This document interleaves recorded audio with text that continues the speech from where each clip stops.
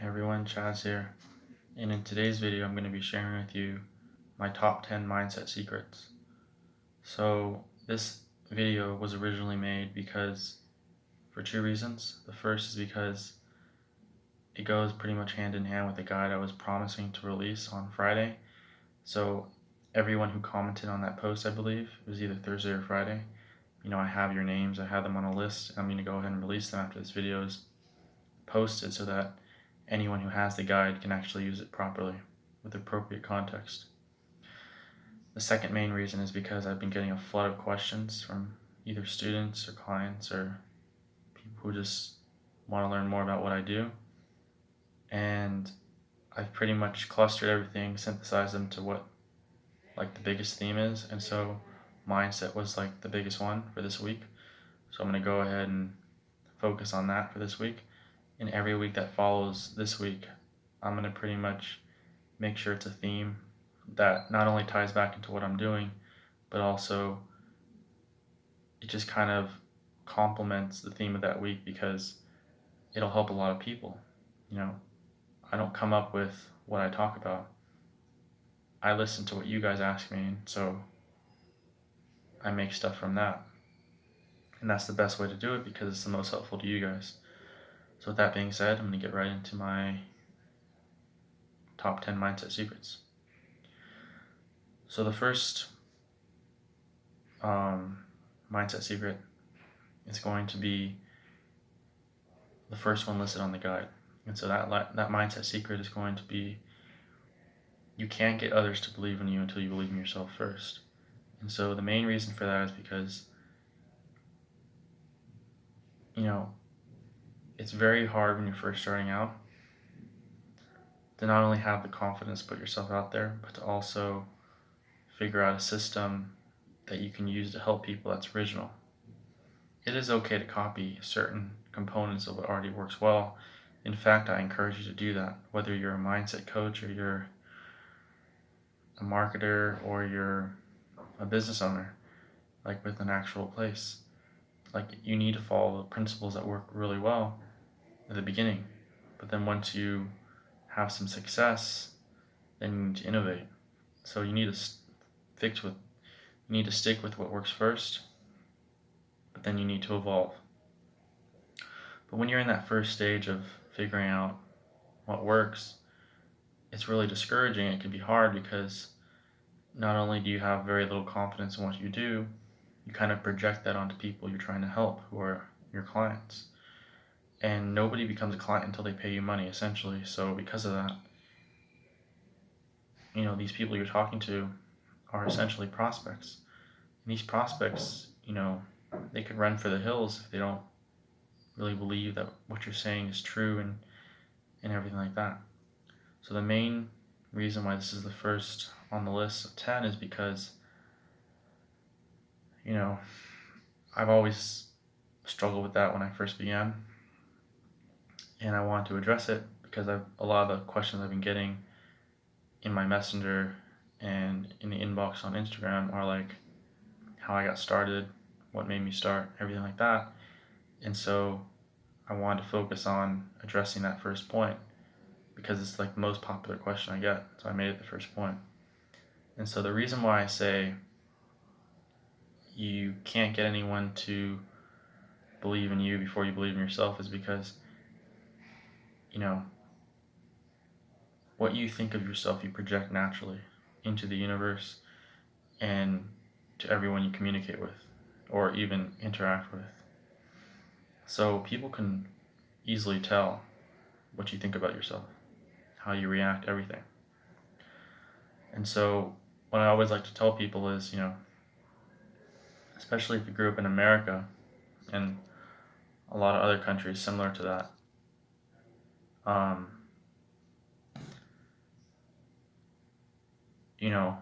we all kind of grew up believing in Santa Claus. And so we did this. I think I was so naive, actually. I did this until the age of 8 or 9. That's crazy. I don't know why, actually. It's kind of pathetic. But I believed in Santa Claus, and I believed in him wholeheartedly. So what I always like to tell people is, now that I'm at the age of 22, um, you know, if you're able to believe in Santa Claus for at least 6 to 8 years, you can believe in yourself for 6 to 8 minutes. And so you need to, because if it's a 10-minute call you're on with a person, you need to believe in yourself for those first 10 minutes.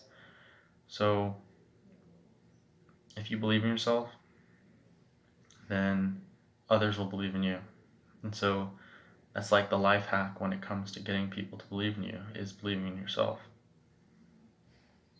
It really is that simple, and the only way to do it is to just make the decision that you're going to believe in yourself in this one particular venture that you're doing, which is business, and you just do it. There's nothing else.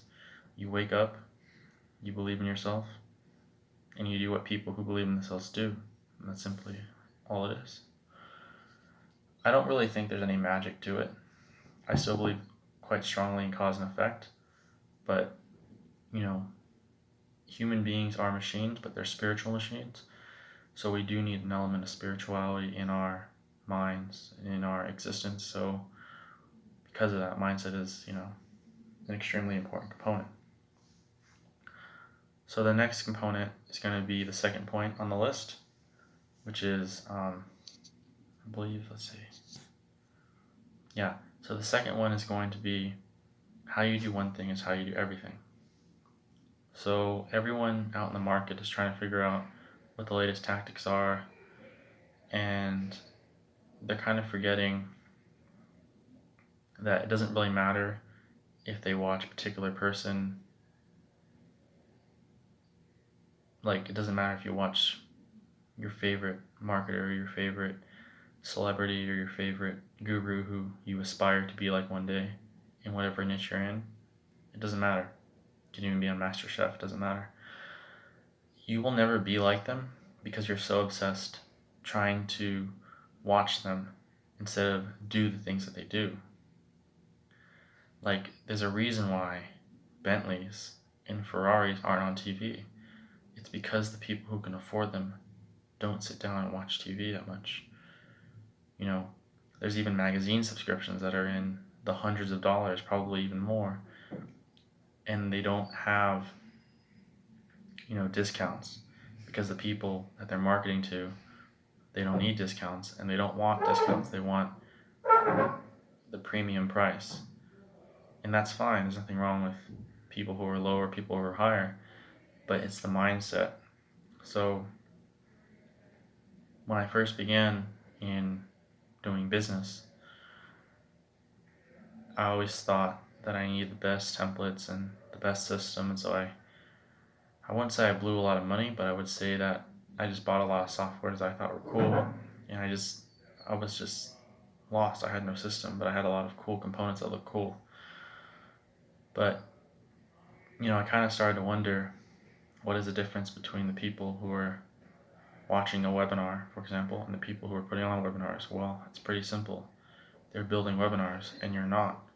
So I'm not saying to go out there and build webinars, but what I am trying to say is that you need to focus on doing the things that they do and quit watching what they do, because that's what their customers do. That's what the people who made them rich do. They watch them on TV. You want to be on TV. If you're going to be a master chef or something, you need to be a really good cook. Maybe you need to go to like Master Chef, or maybe you need to go to culinary school and then work your way up that way. That's how you do it. And then you maybe work on your brand, and then maybe you'll get a TV show 4 to 5 years down the line. That's what they did. They didn't sit down watching other chefs. You can watch them on your downtime, but most people don't even do that. They just watch them all the time. So the reason why I say how you do one thing is how you do everything is because the best way to improve in your business is to improve every area of your life. The minute I really started perfecting the way I made my bed, and the way I treated my friends, and the way I treated, anyone I was in an intimate relationship with, like off the charts for no reason, extremely well, for extremely like deep reasons and reasons of intent that were extremely pure. that's when that excellence started to reflect everywhere in my business, in my life. I had people who were just messaging me out of the blue, asking me what I do. Even when people reject what I offer them, or when they send me a message through one of the branding strategies I use on Instagram or Facebook, they respectfully decline. A lot of people out there in the business world, no matter where you are, like, people tell you to screw off like all the time. If you're actively doing prospecting and you're actively trying, I started off knocking on local business doors in my own city when I first started. I was like less than 2 years ago, really. Like, people will tell you to go away, and that rejection's fine, but when you start to strive for excellence in your personal life, the way it reflects in business is you're still going to get people who say no to you more often than not, but the way they do it to you is much different than the way that most used to. And so even the people who really hate you and have nothing to want to do with you, they're going to be a lot slower to say screw off and get lost. They're going to be like, you know what, I don't need it. And that's a much nicer reply than, borderline harassment. So that's the second one. The third one is people don't have life problems. People don't have business problems. They have life problems that reflect in their business. And so what that means is essentially it's very similar to how you do one thing is how you do everything, but it's more of like a reflection. And so usually when someone is kind of stuck at making $5K a month, they want to make $25K a month, they might need new tactics and stuff, but the thing is that sometimes the work tied to doing those new tactics are so insane, they're simply not the person capable of achieving that level of success. And sometimes they can't even afford the course to even learn those new tactics to begin with. So they're kind of like, fuck. So, I'm going to give you an example. So if you pretty much aim to be excellent in your personal life, it's going to reflect in your business, and you'll subconsciously treat your customers better, work harder, and by doing that, you'll be doing it unknowingly actually, but by doing that, you might have customers who might sign on for an extra service. You might have more customers who give you referrals, all because of what you're projecting, and it's the way you treat people and stuff. So you can't control this. The only way you can make it happen is by focusing on every single element of your life personally, making sure it's congruent from an intent standpoint, trying to be as pure as possible when it comes to what you're about. If you have any bad habits, clean them up. We all have them. You know who you are. And if you're a bad customer, if you're always trying to get a discount, you're going to attract customers who are always trying to get a discount and who are arm twisters, And so if you don't want those types of people, then you pretty much have to become the customer that you desire to work with. You do that, you're going to have a lot more luck out there than not. Another thing too is you have to understand the buying experience of customer, and you can't fake it. The only way to do it is to invest in yourself. And I know a lot of people who are gurus and all that may say that, and it sounds annoying, but it really is true. One of the best ways and easiest ways to launch a company is to, invest $1,000 or $2,000 into a course about launching a company. Because even if the course is only 50% helpful, the fact that you purchased it for $1,000 is going to resonate with people who are your prospects and customers into the future, who you sell to or resell to, because you understand what they're going through, so you can adjust your approach when you're closing the sale in a way that you couldn't have unless you bought. So those are two really good examples of the third point, which is people don't have business problems, they have life problems that reflect in their business. So the fourth thing is I would pretty much say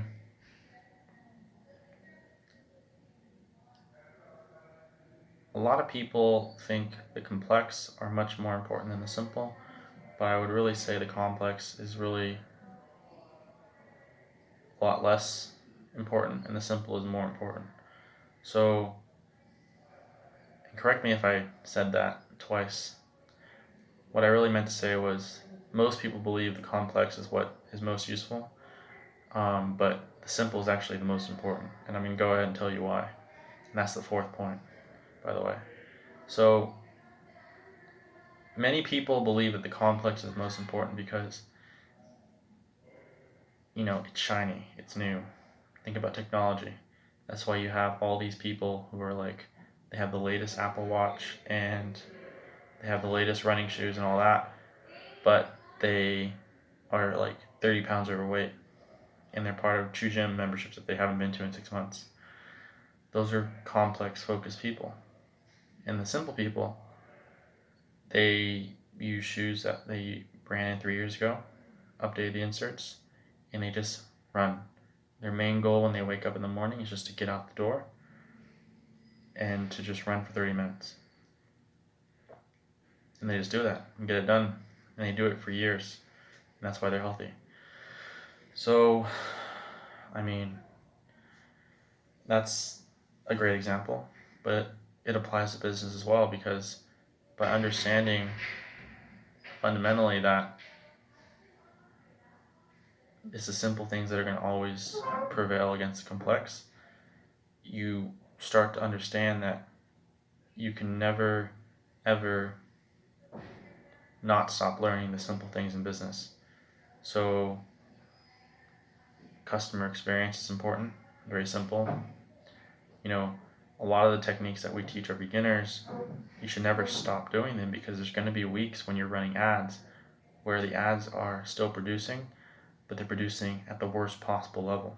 So those are going to be some slow weeks, and you need a way to like combat against that minor entropy or that decay that might start to make you scratch your head, like, is what I'm doing wrong? Do people really want my offer? It's not really that. It's just that it's a bad week, but you can supplement those bad weeks with still focusing on the fundamental approaches, which you should never stop doing. So I would say the fifth one is, let me see what this is. So the fifth one is, I would say, from a mindset point of view, you should always see each day as a simulation. So what I mean by this is, if you have one good day, you need to record every element of that day, every condition, everything that you noticed, and just take note of everything you did, everything you ate, how many hours you slept the night before, everything. Because if you can have one good day, you can make each day that follows indistinguishable from the previous. And by doing that, you can have infinite good days, because you've essentially designed your future so that it's like that. And you discovered how to do it because you had that one good day, and then you proactively took notes on how it happened and why it happened, and then you just repeated it, a proven process. And obviously you have to understand there will be variance, but for the most part, you can just repeat the process again and again, and you'll have a lot of good days. And those good days will compound. So that's the fifth one. I would say the sixth one on the guide is going to be the eighth wonder of the world. So I believe it was Albert Einstein. Correct me if I'm wrong. Do it in the comments, or just direct message me, whatever. He said the eighth wonder of the world is compound interest. And, even if you're working with us directly or you're in our program, you're going to see that things are going to start off slow for the most part. Like, you'll get results, you'll make money, but, let's say you have a subscription and you only sign up one person. And on the 5th week, you're finally able to close the sale after 20 calls, 30 calls. Those aren't terrible results. Most people don't even try. But you might be like, shit, that's only $1,100. And we're 5 weeks in. But you have to understand that a lot of the messages you sent to people who may have said no or just ignored you, or people who may have joined your Facebook group but haven't done anything, or may have seen your story, or might be following your viral content on Instagram, they may have bookmarked your website. They might reach out to you 6 months from now. What happens is that as long as you keep putting in these actions every single day, you have this thing where it pretty much compounds on itself and it snowballs, but you have to stick with it. So even though you made $1,100 your first 5 weeks in this hypothetical example, in 6 months from now, you're not going to be making $1,100 doing the same thing. You can apply the same amount of effort and you might make, $10,000. So it's not a linear progression, it's an exponential, but you have to stick with it for long enough to pretty much see it through to the end. So that's the 6th one, which is the 8th wonder of the world is compound interest. You need to remember that because it's a really good way to stay strong when things seem to be going slow and things seem to be taking a long time to make happen. Even though you're working really hard, things will happen, but you got to stick with it. You can't quit. So the 7th one is going to be, I think that was the 7th one. So the 8th one is going to be, let's see what it is. So the 8th one is going to be, how you treat others is how you're going to be treated.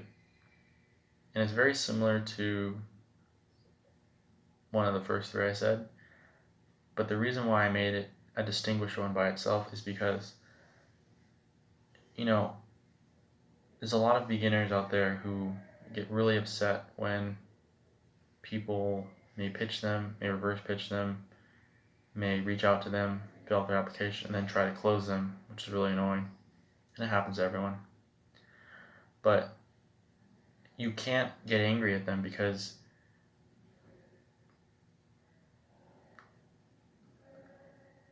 the way you treat them is going to come around and either whack you in the head or it's going to save your ass.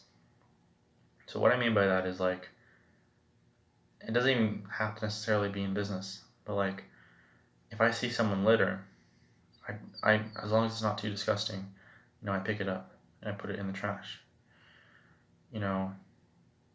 Another example is if someone needs help at the end of class and I have the choice of leaving like everyone else or I can help them, as long as I can help them, I do. There's been a few times where I've been in line at any particular restaurant or store and someone's short like $10. Everyone just stares. I think there's like this phenomenon in psychology where what the group does is what everyone does. I forgot what it's called though. I help them out.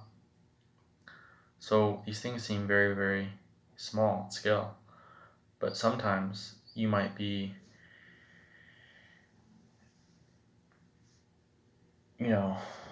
short on something, or you might run out of gas, or you might be having a terrible day where all of your ads are bombing, none of them are working. They just stop working for some reason. It's going to happen. People come out of nowhere. They might be referrals. They might want to help you. They may not need your service, but they can do a JV, a joint venture webinar with you. And they come to you wanting to do it, which means as long as you say yes and you work with them, it's a guaranteed thing.